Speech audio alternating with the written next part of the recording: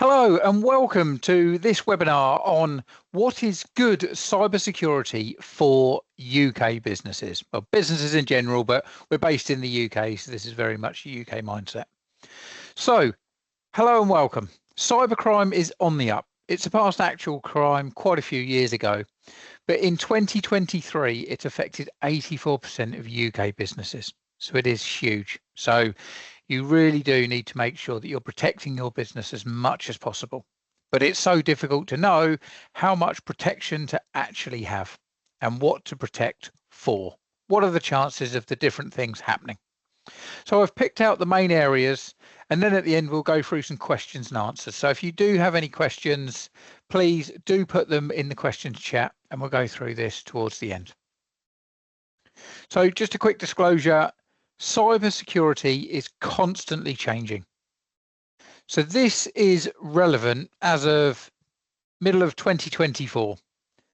But obviously, as things evolve, 2025, 26, 27, different technology will come out, different threats will come out. But this is relevant as of middle of 2024. So first of all, you really need to calculate the risk. Because the thing is with cybersecurity, there are hundreds of different types of software that you can use for protecting everything. But that would be overkill. And also, you don't want too much because it would cause bloat and then your machines can start to run slow. And then that will have a negative impact on the business. But it's all about thinking around what are the risks. So first of all, we would always say, what's the absolute risk to your business? Data loss, downtime, complete failure of the technology, what would that mean to the business? Will it be company-wide or just individuals affected? The next then is your team.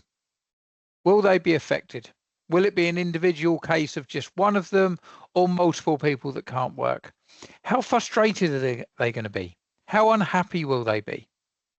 This could then cause them not being able to work, not being able to work as productively as they want to, but also then ultimately it could lead to recruitment fees because they may leave.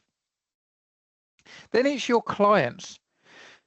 Are you going to be potentially spamming them? I mean, that really is a nuisance that it will cause them, but it's kind of just such a small thing compared to what else could happen. But also, is it to the detriment of you getting new clients, your reputation? It's so important that you get the cybersecurity right. Then also suppliers. If it's global suppliers, are you protected against them and are they protected against you? Also, the final thing we want you to think about is what we're calling the daisy chain effect of, generally it's triggered by cyber insurance companies, but it could be triggered by third parties. So an example of daisy chain that you really need to think around is, let's say you get some kind of virus, some kind of cyber attack, and you don't necessarily know you've got it, or you do know you've got it, but you didn't get to it in time. So then that then sends out lots of emails to all of your customers. And let's say that they ghost you. So they effectively send out emails as if it's you. That person then reacts to an email because they think it's you. And they then end up installing some kind of virus on their machine or maybe paying some kind of ransomware. So they're then at a loss, but they have cyber insurance. If they then make a claim, the cyber insurance company, first and foremost, will do a forensic scan and will look at how this happened. And then they'll come knocking on your door. Now, often it won't be the company that you affected that comes knocking. It's a daisy chain effect of other companies that were affected or the cyber insurance companies. They'll then come after you because they can see that it happened because of a security breach on your network. So the first thing they'll ask for is, show us what you've got, show us what you're doing from a cybersecurity perspective. If you can't show that you take cyber insurance seriously, then it could cause you a financial loss, a lawsuit, etc. So it's all about, these are the different things that you need to calculate when it comes to the risk and what steps you should take to improve your business's overall cybersecurity. And then the next thing that we would always say is, it's never a case of planning that it will never happen. You need to plan that it will happen. And then if it does, what do you do? What's the impact? So what is the absolute worst thing that can happen? And then how long could you survive without the technology? Or how long could your team still run without the standard technology, depending on what industry you're in? For example, if you're using non-tech to complete your day-to-day work, let's say a building firm, then actually loss of technology for 24 hours is annoying, but it's not too bad. Whereas if you are a services sector business that, let's say, uses a digital system for you to be able to work, then as soon as you're down, that's it. The clock starts ticking and people can't work. So we would always say that you need to think of these situations to then be able to build a plan. So we've broken down what cybersecurity is into 3 areas. You've got the main devices that the user and the business runs on. Then you've got the central devices. This is the company owned and managed devices. Things like servers, routers, etc. And then the third element that we need to include in this is the third-party data and software. Is your business running on something else primarily to do a big chunk of its work? If it is, what would the impact be if that wasn't there? Might not be there because of an internet drop, or it might not be there because that company is having issues. So you need to think about these and include them in a complete overall plan. But first of all, we have to start with protecting the business, its hardware and its software. So company-wide, because if an individual user goes down, it's frustrating and we lose productivity for that individual user. But if the main, should we call it the mainframe equipment goes down, then all users are unable to work. And that means it's a much bigger impact on the business. So this is where we need to start. So company-wide hardware and software. What software? Who can access what? This is a really big part of cybersecurity. Sometimes we've seen businesses that have just got software and everyone's an admin. So everyone can do everything, they can delete things. That's not the best way. First of all, you need to look at what software you're using and then go through who's using it and who needs access to what. They might need access to all your clients, or they might need access to only a chunk of your clients. Again, it all comes back down to risk. Then the next stage is your backups, making sure that whether it covers it for data loss, whether it's for hardware outages or for ransomware. Again, with data backups, you need to make sure that it's a fragmented backup, that it's separated from the standard system, so that if you get an encryption virus that generally spreads like wildfire against over all hardware devices, then this is disconnected so that your entire network might be taken down, but you've still got a clean backup that we can use to get you back up and running. So that's really important. Then the other side of backups is, are you covered for fire and flood? An example might be that you've got an on-site backup, a hard drive that, let's say it's in another room or another part of the building. But if you have an entire fire, then the primary and the backup would be taken out. So always think about those backups. Generally, we would say 3 tiers of backup. So you have a cloud backup, you'd have an on-site backup that you'd use for general stuff to be able to use and get up and running fast. And then you've got your main data that hopefully is spread across different hardware, so that that's also protected from a hardware failure, as well as software and cyber attacks, plus then natural disasters. So that's covering everything. Also, if you have a break-in, for example, they may steal all of your computer hardware. Can you still get back up and running? Is it somewhere separate that's off-site? It's really important. But backup is where we start, because if you have a major cyber attack, then we will need to use a backup. But it's all about disaster planning and whether you either get hacked or hardware failures.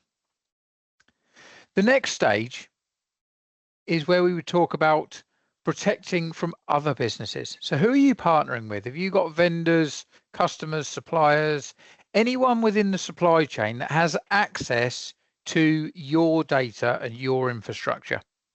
If they're not clean, then it could cause issues to your network and your data. So it's really important that you also know how efficient they are when it comes to cyber policies. What protection are they taking? And it's making sure that once they tick all of your boxes, then they're allowed data, but only specific data that you allow them to. Just make sure that you do govern and record everything. So it's really understanding who those people are that could potentially cause you issues, and then understanding what their measures are in place. So then it brings us to the actual devices. So this is very much what is the user using on a day-to-day basis. Is it a PC? Is it a private machine? Is it a shared machine? And then looking at multi-layer backup of that machine first and foremost. But then what security software is on that device? Generally Microsoft, let's say you're using a Microsoft device. This is also apparent for whether it's Apple Macs or any other operating system. But let's say it's Microsoft. Generally, it will come with a basic firewall. So is that acceptable? Do you need to look at other more sophisticated firewalls? Then it's looking at antivirus. Is it a standard antivirus or is it a fully managed antivirus? Fully managed means that someone else will be monitoring it and making sure that it's up to date. Then the framework that you'll use for that machine. Now there is zero trust framework. Now what this essentially means is it's taking away the ability of the user to accidentally do things. So for example, the user cannot install any software. It can't allow any command prompts to run. So often with cyber attacks, it's all about tricking the user to do something. Might be a spoof email that they think's real, so they then click on it, download whatever software, or maybe they click and then put in their username and password. So often it's a lot of trickery. So whereas with the zero trust framework, it stops that from happening. Also, it's fragmenting the internal machine. So making sure that certain policies are in place so that interconnected parts of the machine don't cause issues. The other thing is things like geographic restrictions. So if you're based just in the UK, why are users allowed to log in from different countries? It's all about reviewing all of these things. Then the next is what we call an endpoint detection and response, EDR. So this is a really powerful tool. So let's go back 10, 15 years ago when antivirus was invented. Essentially, the way that it works is that there is a game of cat and mouse where the hackers, the bad people, are going to try and get into those machines. So when they try and get into the machines, the way that an antivirus works is that it's already got a list of viruses and the way that people are trying to attack machines. So when they try and attack the machine and do what's called a brute force attack, the antivirus will say, no, I know exactly who you are. I know that you're a bad person and you're trying to do a bad thing, and it will block entry. Also, if there's already something on the machine and the antivirus program knows what it is, it will run a scan, it will find the viruses, and then it will try and clean the machine up. The problem is with this is that so many antivirus or so many viruses and ways of getting into machines is constantly evolving. So that means that that continual game of cat and mouse, antiviruses can potentially be a week, 2 weeks, a month behind, especially if it's not a managed antivirus and you're just relying on your users to click to update. They could be months behind. In which case then, if some kind of new way of trying to get into a device is invented, the antivirus will just let it straight in because it won't know what it is. Endpoint detection and response works in a different way in that it doesn't need to know what everything is. It just needs to understand what your setup is and should be, and then it will alert you to say, there's something on here that I don't know. I don't understand what this software is or this file or this folder, and then it will get you to manually go in and look. So it's much more around just understanding what the perfect setup should be, and anything different, it will alert it. It will then either alert the user, the managed IT provider, the security operations center, whatever the setup is, without getting too technical, but essentially that's the way it works differently to how antivirus does. Then the final element that you really need to look at is some kind of ransomware threat protection. Now, what this does, ransomware works where essentially it will get into a machine and then it will just try and spread like wildfire, encrypting everything it touches. And the way that that then works is if you've got machines on the same network, it can then jump into those machines and encrypt that data as well, because everything is interconnected. So what you need is some kind of monitoring solution that will constantly be monitoring. And as soon as it sniffs any type of ransomware, it just locks down that element of the machine. So it's all about acting really, really fast. And the ransomware threat protection will work in milliseconds to lock down machines, hardware, devices. So it's so important. But there's lots of different types of antivirus available. This is really where you need to just look at the types of protection that you need, and then potentially you do need to speak to an expert. The other thing, just really, really basic, is it's around the updates and patches. Now, this is making sure that all of your devices are always up to date. And whether that's your operating system or whether it's your antivirus and third-party software, it's so important. But the main thing is it's around creating automated protection. You don't want to be relying on the users.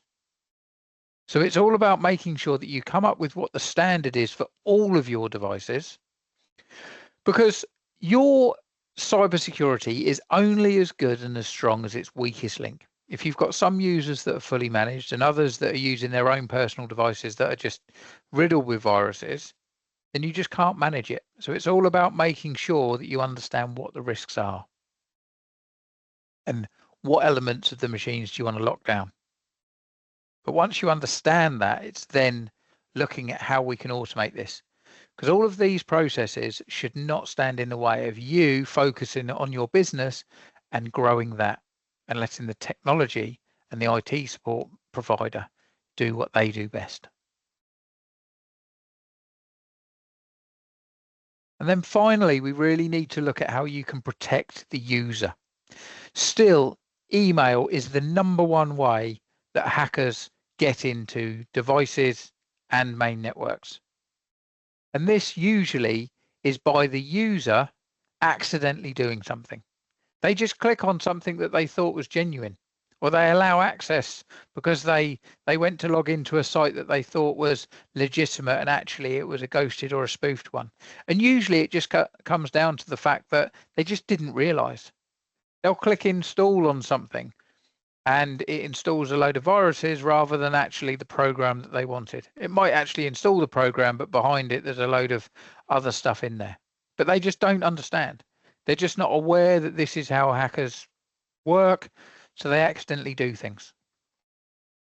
But the other thing that you can put in place is a hosted anti-spam. That's really important that it's hosted. The reason that it's hosted, it means that all of the nasty stuff is actually blocked before it comes near the device.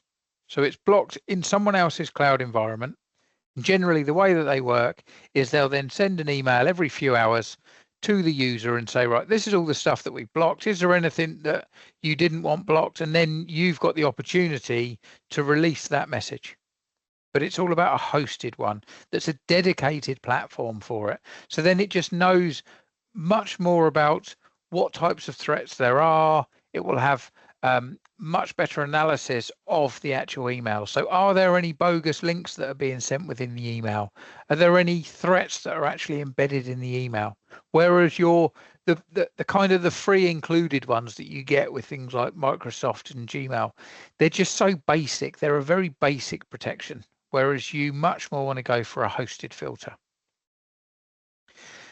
Then the second element is password management. It's all about making sure that you set up the passwords from the company top down. So you make sure that people are using strong passwords. They're not using the same passwords on multiple platforms. But the main way that you should be doing this is by using password management software. This is software that, as opposed to your users owning and controlling the softwares, You as a business centrally do it. So you fire up an account for them. That user can then store all of their passwords within that password management. Also, you're then able to share those passwords. So for example, the majority, we would say the individual has got their own password and they're using an authentication system for the multi-factor side. But you might also want some shared passwords. An example could be something like an Amazon account that 3 or 4 people within the business use to purchase things on Amazon. So when you're doing that, what you don't want is for one person to own the password. They then update the password. So the second person then tries to log in and they can't then use it. So it's really important that you've got the password management in place that the company controls. And then if, for example, you need to limit that person's access, maybe, you know, they're leaving the business, and then you're in control of them. Whereas if a person is using their own personal password management system, for example, password manager on Google Chrome, that they've got all their personal passwords entwined with as well, then it's very tricky because essentially they own the password because they're their passwords. They're not company run and managed. So that's so important that the business owns the passwords, not the individual. And then I did touch on it, the multi-factor authentication. The industry seems to be going away from the texting of a mobile phone. Phones are so easy to be hacked, whereas having an authentication package separate seems to be favored. Microsoft, for example, do a free one, and that seems to be, it's encrypted. There's lots of security around that. Then the final thing that we would say with the users is it's all about awareness. So offering them security awareness training is really important. Regular training is what works best. So you're regularly reminding them, you're regularly educating them on the latest threats and how hackers work, but also then testing them, sending them a bogus email if they get it wrong. For example, Syn-Star offer this service, and if a user clicks on the email that was bogus, they then have to watch a video for a couple of minutes. They then do a quick 5 to 7 question quiz to prove that they've watched it, and then they carry on with their day. It's not about chastising them. It's all about educating them, making sure that they're super vigilant all the time. Thing is with cybersecurity, you need to get the team on board. It's not about working against them. It's about using automation and helping them as much as possible. So they're the main areas that we would definitely say you need to consider. As a baseline, we would recommend that people do look at Cyber Essentials or Cyber Essentials Plus. These are the UK standard. It just gives a really good baseline of what your hardware and software and the users should be using when it comes to cybersecurity. Also, any kind of ISO accreditation that your business has, ISO 27000 tends to be the cybersecurity side of things. So we would always recommend those. But the main thing is you need to continuously evolve. This is the key. Partner with the right IT support company that will enable you to sleep well at night. If you don't know that you're 100% covered, how are you going to be able to sleep well at night, knowing that your company might suffer a cyber attack late at night? You go in the morning, everything's been encrypted. What do you do? Often you've signed an IT support contract that shows that the IT provider takes no responsibility, so you can't go back to them. We've seen it multiple times, obviously reading the articles in the paper and things of companies that have had to close because they've had a cyber attack. So do not be a victim of it. If you're unsure on any of these issues, maybe you just want a free security audit, then Syn-Star can help. Don't just accept that your IT company has got you covered unless you definitely know. So if you do want to connect, there's my email address. Also look me up on social media. On LinkedIn's a really good place, but Syn-Star also covers all of the multiple channels, and we've got a learning center where everything is 100% free. So we've got lots of different webinars, got lots of downloads, blogs, and lots of helpful guides to really help your business. So that's the end of the main webinar. Does look like we've got a few questions that have come in. So let's just go through some of these for you. So as I say, I hope you enjoyed it. If you're leaving now, thank you very much for your time, but let's do some of the questions. Let's have a look. How much should I be spending on this? This is really, really difficult. How long's a piece of string? I mean, definitely the proactive approach. If we're not talking about support, you should really be, if you're spending around the kind of 10, 20 pounds a month per user per device is sort of a rough barometer. Again, it depends on what Microsoft license you've got. A lot of the security can be taken with that, but it just depends on all the rest of it really, and whether we're talking backups or just device only. What antivirus do you recommend? So there's lots of different types of antivirus. What we definitely say you should have is a fully managed antivirus. Don't just go for one that's off the shelf, because the problem is with that, the user is in control. When it pops up and says, do you want to do an update? Do you want to restart your machine? They can click no. And you don't want them to be able to do that. So a fully managed one where you know that it's always being updated every week. It's going to run different scans every week. So yeah, it's really important that you just go with a fully managed antivirus. Can Syn-Star review it? Yes, definitely. Again, reach out to me, contact us, go on our website, syn-star.co.uk. You can click on there to contact us and we can do a full review and audit for you. So absolutely. What's the difference between EDR and antivirus? I thought they were the same.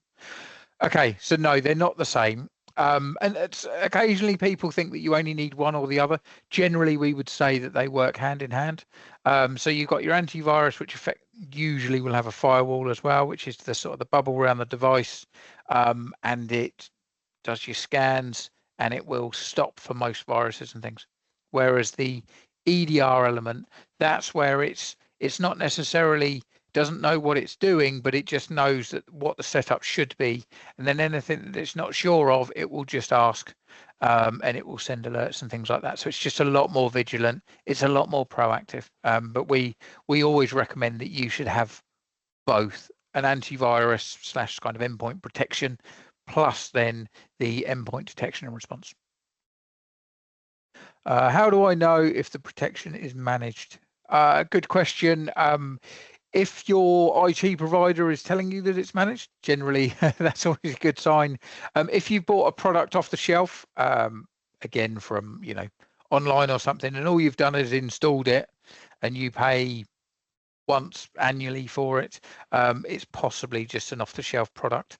Again, if you're unsure, please reach out and we can discuss and help that with you. What if I buy annually? Can it be moved mid-term? Yes, it can. Again, depends on what the products are. Again, if it's Microsoft, then we can move it mid-term. Whereas if it's other types of software, sometimes it might be that you've just bought it. But again, if it's Syn-Star taking over, we would look at what the products are and try and dovetail in the end dates. So how easy is it to get Cyber Essentials? Well, depends on how good your support is and your cybersecurity is at the moment. If you've got most things in place and you've got overall, fully managed machines and things, then to be honest, it's probably not that difficult. Whereas if you're a little bit lax on cybersecurity, you may find that there's quite a bit of work to do before you can actually pass Cyber Essentials and get your certification. So it's a really difficult one to know. But again, more than happy to discuss this with you. So reach out, drop me an email, is usually best. So. Right, okay, I think that's all the questions that have come in throughout the webinar. Is there any others? No.